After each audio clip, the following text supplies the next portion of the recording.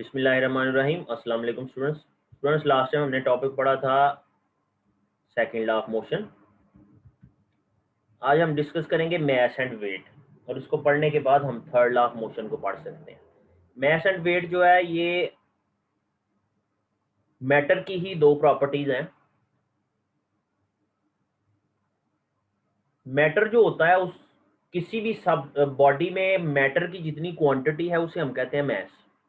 ठीक है, जैसे आम जुबान में हम इसको वजन कहते हैं, लेकिन ये वजन नहीं होता। मैस क्या है? Quantity of matter.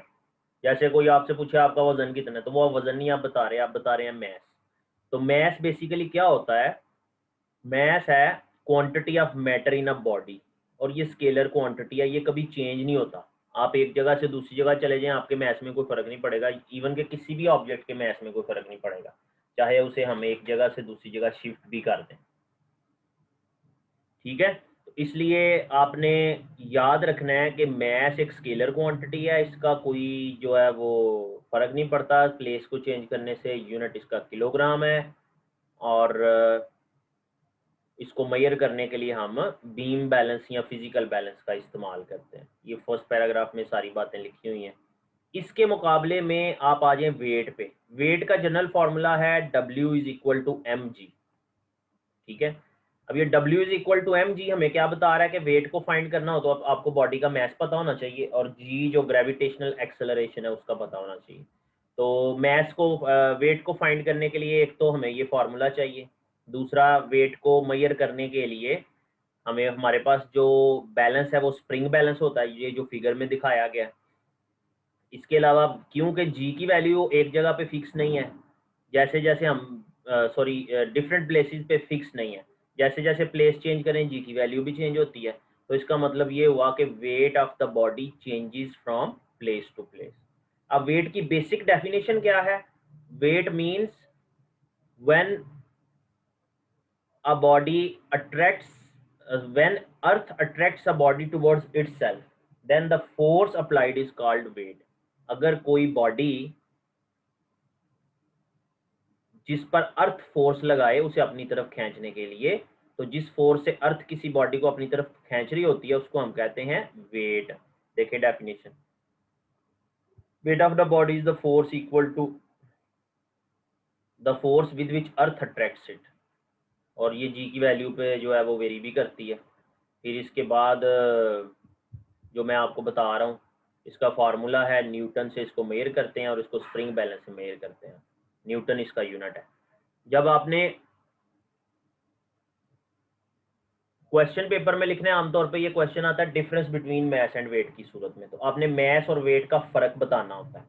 तो मैस और वेट का फर्क जो है वो बताने के लिए आपको मैस और वेट की जो डेफिनेशन है वो लिखनी होगी, इनका फॉर्मूला लिखना होगा, इनका यूनिट लिखना होगा, बताना होगा ये स्केलर है कि वेक्टर क्वांटिटी है, और इनको किस इंस्ट्रूमेंट से मेजर करते हैं ये आपने बताना होगा। ठीक है बेटा, any question about it?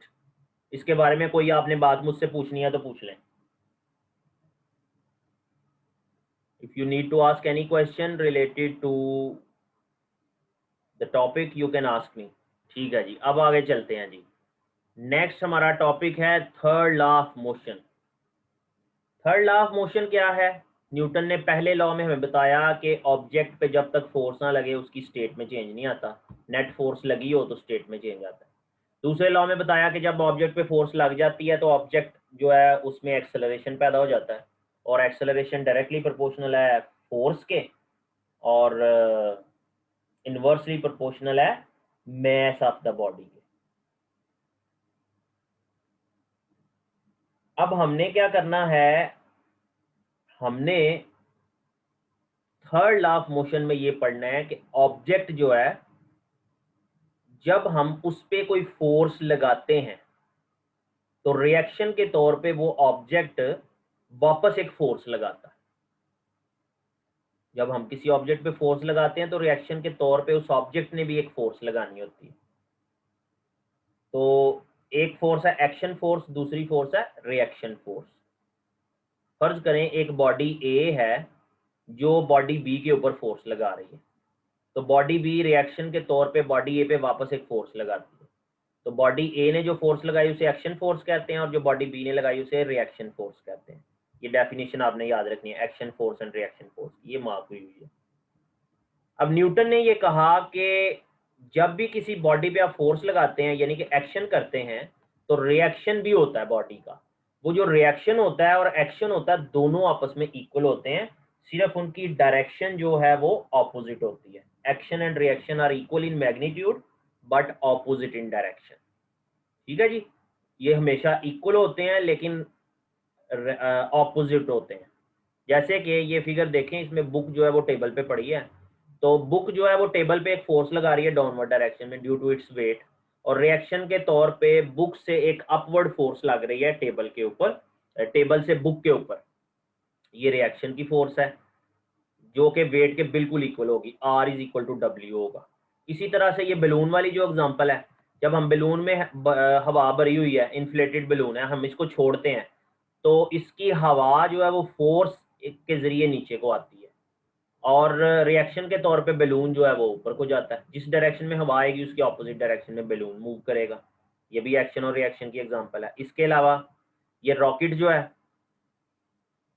Rocket में से जो गैसेस हैं वो नीचे को मूव करती हैं विद अ फोर्स, तो रिएक्शन के तौर पे रॉकेट जो है वो ऊपर को जाता है। तो ये भी एक्शन और रिएक्शन की एग्जांपल है। इसी तरह से गन और बुलेट की भी हम एग्जांपल दे सकते हैं। जब हम गन चलाते हैं तो गन जो है वो आगे को मूव करती है, रिएक्शन के तौर पे बुलेट जो है वो पीछे को मूव करती है। इसी तरह से जब हम जमीन पे चल रहे होते हैं तो हम फोर्स लगा के जमीन को पीछे को पुश करने की कोशिश करते हैं, और रिएक्शन के तौर पे जो जमीन है, क्योंकि उसका मैस बहुत ज्यादा होता है, वो हमें पीछे को पुश तो नहीं कर सकती, तो जमीन जो है वो हमें आगे को धकेल देती है रिएक्शन लगा के। तो इसका मतलब ये हुआ कि एक्शन और रिएक्शन की फोर्स हमेशा एग्जिस्ट करती है और आपस में इक्वल होती है लेकिन डायरेक्शन में ऑपोजिट होती है।